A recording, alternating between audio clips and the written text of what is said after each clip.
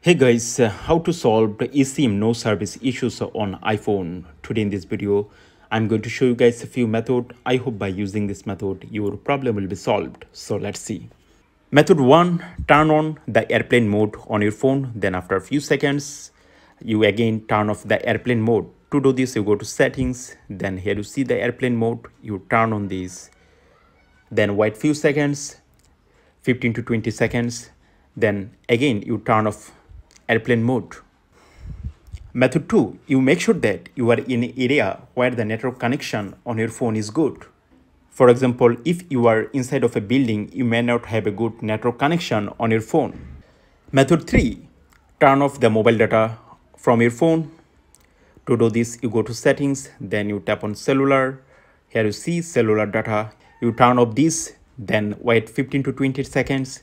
Then after 15 to 20 seconds later, you again turn on the cellular data on your phone. Method 4, restart your iPhone. Method 5, reset the network settings on your phone. To do this, you go to settings. Then from here, you tap on general. Then here you scroll down. From here, you tap on reset. Now here you see the option reset network settings. You tap on this and follow the procedure to reset network settings on your phone. Method 6, check the software update on your iPhone. To do this, you go to settings. Then from here, you tap on general. Then here you see the option software update. You tap on this and check for the software update.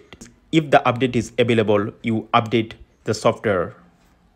That's for today guys. I hope by using this method, your problem will be solved. Thank you.